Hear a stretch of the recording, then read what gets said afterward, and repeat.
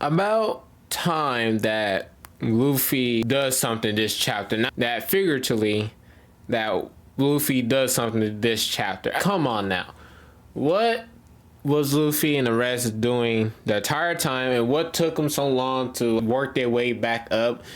You will know it's concerning that since Eve first came and possessed Gonko, it's kind of strange that Luffy and the rest didn't pick up on what was going on up there, right? Because that would immediately set alarm bells. Something was going on with the rest, right? So that's kind of strange. Here, let's go ahead and get into this chapter. So One Piece chapter 1151, titled "That's Enough, I've Got This." So sure got this. So the chapter basically opens up where we left off, where Dory and Broggy and the rest of the giants got turned to demons by Ing using his devil fruit. Well, not devil fruit. It's not called devil fruit power because we don't know if that's a devil fruit power at this point. So Ing using his power called Omi Reversi, or I think Domi Reversi, which, as the name suggests, flips, well, normal people into demons, basically. So I think that is a demonic contract, if I'm reading that right. Don't know, but anyway, one giant pleads to his two captains. He says, snap out of it, because Elder Gerald is a living legend and our oldest warrior. You can't just kill him out of nowhere. And Dory and Broggy said, well, Dory mostly says, well, we've always looked up to him. And then Broggy says, well, you said it, Kashi. Or Dory or Broggy, I think that's what one of them said. But he ends up saying, but the elder we all idolize is just a broken old man now. And he also says that's why it's up to us to put him out to posture and after that. So basically put him to death. Anyway, he also said, Dory says, we will reign as kings. Elbaf has no need for idols or gods. You remember, they're all warriors. It is time to call forth a new era of war, an age ruled by the strong. You remember a long time ago that I think it was during the Void Century up until now, after their father passed, after Haruji and Loki's father passed, that they were about war. Well, before that, but now peace now. Peaceful giants and not warriors back then. So that's kind of strange almost. So for the rest of this conversation, well, what happens? Well, everybody gets turned into demons basically. So Ian is flipping people over. Like I said in the other chapter, he's basically change of heart. Yu-Gi-Oh term, remember I said changing of heart every giant basically. So he's flipping them over, and there's a panel where this shows what is happening, because what's that game called? I think it's checkers, where I might be wrong, I might end up looking that up, but if I do find it, it's gonna be me going back in time. So you will see me back in time when I edit this video and putting up this caption. But it's basically a bunch of pieces on the board with black and black on one side and white on the other side, and they flip them basically like a game board. Now one giant says, well, I don't want to be flipped too, and he ends up being flipped. So here we go. So I would say half the giant, half and a half are now flipped to demons, and all of them are losing their mind over the power of whatever Aim is doing, because this is when Aim said he will make a army, or I think he said army. What he will make an army or troops, basically. He's doing that. He's giving the gods that's what they want to achieve the objective, basically. So he even said himself, if you guys are lacking power, I guess I'll lend a hand too. So he's, and mind you, he's pretty reluctant to do so, but he needs the other four gods knights back at Mirigeois, because last chapter he even said himself, it's up in flames. Or 2 chapters ago, it's up in flames right now. The whole place is caught on fire, and we don't know what's going on in Marijwa, because all we got from Eam was, oh, we need you guys back at Marijwa because it's on fire. And that was it. We got no implications of what's going on, how it got on fire, who's invading, or who's helping, because Shamrock is back there, or St. Summers told Shamrock to go back to Marijwa because they need his help, basically. So we don't know the implications. And I know everybody is speculating, well, Dragon Pirate Revolution Army, well, I don't think they muster that much of strength if they know the God's Knights are there. And matter of fact, they can't die either. Until now, because Scarpa Gabon found a way to injure him and not regenerate all the way. So the whole chapter is basically everybody getting flipped, and the monsters that Quillhelm basically summoned through the children's nightmares are coming through and boom, in layman's terms, siding or wrecking havoc. They're wrecking havoc. Now, you see in a panel, most of the children, well, not most, all the children are now fallen asleep, went back to sleep, passed out. And you got Ripley trying to go save her son Colin, which Colin, remember, was part of the 10 children that was, well, it's either you burn down the school or you die, whichever one. So now we get a panel where a mysterious horse, 4-legged creature with a trident and with the bubble around his head coming forth, right? And leading the charge. And he says, that's right, wake up, come to life. Elbaf's nightmare will never end. And he says this, things are really heating up. No holding back now that a certain someone's shown up. So then he goes to say this, rampage to your heart's content. My dream demons. Elbaf, this is your doing. You brought these monsters into the world. And captions, and I wasn't even surprised, or I'm surprised about this too. So, St. Quillhelm mythical dragon fruit model Quillen hybrid form. So, let me get this straight. You're saying this guy went from this, and something ain't right. And by the way, when he says a certain, he can't hold, now he's not willing to hold back anymore, since a certain someone told him to cut loose, he means even Eam last chapter told him 2 chapters ago and said, so what the hell are you doing? I gave you an order, a specific agenda, and you're not using your full power to get on with this mission. Come on now. So Quillhelm was like, damn it, since he's here, I might have to go out, so and not hold back. So that's what Quillhelm was doing, basically.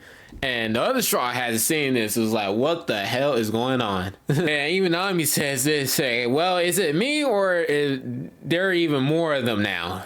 And Jinbei says, things have really spiraled out of control, literally. And then Usopp seeing Dory and Bragi getting flipped to the demon side. Yeah, that's not good. And Usopp even says, this is your homeland. What the hell are you doing? Open your eyes.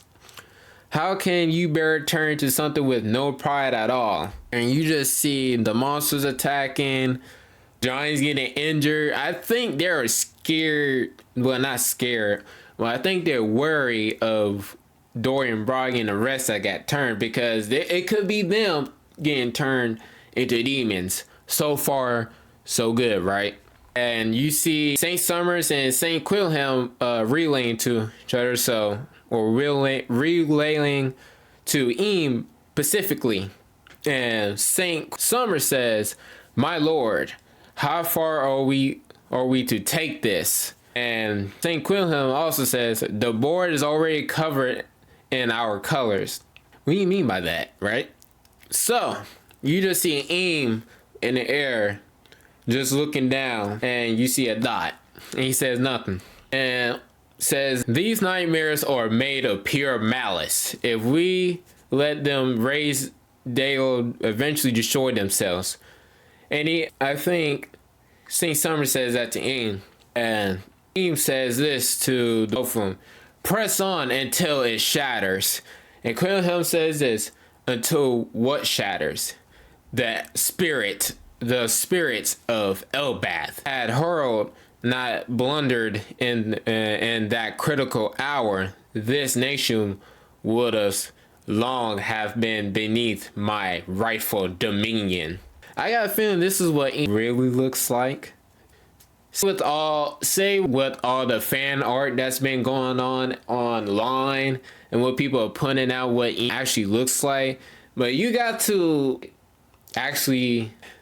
really admit that I'm picturing whenever Oda reveals what Eam looks like, which I'm waiting for the day for him to look. So even anyways, it cuts back a few minutes earlier, the realm of the dead, and then I think last chapter, I even said this, or 2 chapters ago, I said this: if Scarpa Gaban fell towards where Luffy and Loki and the rest are, then that will spark them to get in line. Now we gotta go, right? So even Chopper leaped off the edge to help Scarpa Gaban. He's falling now straight to the realm of the dead. And even Chopper says, so well damn, I jumped without thinking. I just jumped. And even Chopper said, I gotta stay calm, because if I can get to him, it'll be all good. And I can't let him die, basically. So now back to where Luffy and the rest are. You have where the conversation basically pick up where Harujin or Loki telling Harujin what really happened. I think we're getting to that part where Loki revealed to Harujin, but I don't know if it's revealed yet. Now, Loki says, if you want to hear about it, get on your knees, Harujin.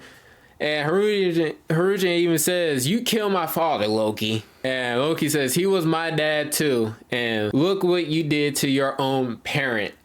And then one of them says, stop it, Harujin. And everybody realized what's falling down. I think one of them, I don't know who, I think it was either Luffy, Zoro, or Sanji picked up where they saw Chopper falling, and they said, well, wait, Chopper's falling down. What's going on?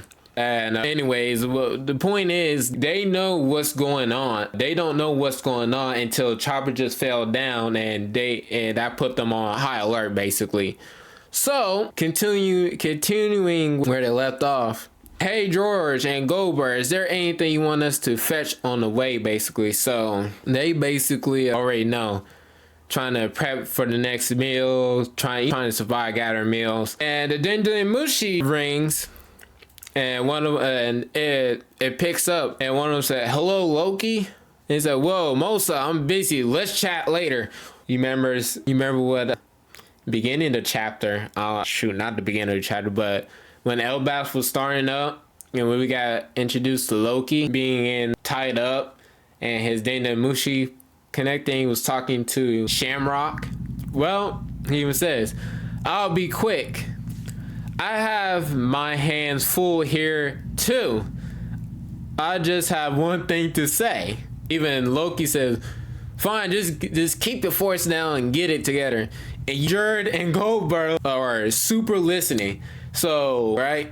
And Loki said, Shamrock says, earlier I didn't get the chance to tell you before, but the truth is, it looks like I'm not going to be able to use a transponder snail for a while. And Loki says, what just happened? What did something happen? At first, I was just scared, but before I knew it, I found our conversations to be a calming experience, and I wouldn't trade them for anything. That's why I wanted to thank you again. And even Loki's becoming concerned. So I wait to my final thoughts. And Loki says, you didn't. That's nasty. That nasty business didn't crop up again, did it? And the other person, or I would say Shamrock, but everything's is pointing to Shamrock. It's okay. Don't worry about me. It's that place. And guys finishes last thought. Thank you for everything you've done till now. And he says, wait, Mosa, damn. And that's what happened. So he looks up and sees Jer looking up and says, what are you looking at? And even Jer says, it's nice to know that somehow found a friend to lean on in the realm of the dead. There, and don't you tell anyone. So they basically heard a conversation. I'm pretty sure Jared and Goldberg picked up on the conversation they were having. Shoot, he wasn't selling about it. Anyways, it continues, and the rest of the Giants goes towards where Gaban is, and Luffy sits by and says, so this old timer's popular around here. Huh? Good job saving him, Chopper. And Chopper begins to tell Luffy and the rest, said, well, I got some good news, at least. And this shocks Luffy. He said, what? This old man? And Luffy, Chopper tells Luffy, said, so basically, this is Gaban, and he was part of the Pirate King's crew, Goldie Roger. And he's basically on the same ship with Rayleigh and Goldie Roger. He got the same surprise reaction that Luffy gets. And everybody didn't know this too. Now, all of a sudden, a big amount of hockey lightning begins to crackle in the air. And Gaban, Zoro, Sanji, and everybody else down in the realm of the dead picked up on this high energy. And they immediately said, what the hell is this? Last of the chapter. And Chopper brings Luffy and the rest basically up to speed. What's going on up top? And Marujin says, everybody, we need to get a lift up to the Sun Realm right now. Elbath is in danger. And Luffy says, I've got this. Chopper, that's enough. And Loki says too, what could be the source of this ridiculous burst of hockey? You guys really will need my power now. So I was right. They really do need Loki's power because, for one, he's powerful and he ate a damn near powerful devil fruit. So they're finally ready to go. One Piece chapter 1051 end. So final thoughts on this chapter. Well, going back to what I said before, if Team has the power to flip everybody, does that mean that's a good idea. That's a really good idea. Not a good idea, but that matter of fact, actually that is a good idea because that is a what if scenario. So if Eam decided to flip one of the Straw Hats, right? Check this out. If Eam decided to flip one of the Straw Hats, not everybody, but some of them, wouldn't that indicate, right? Check this out though.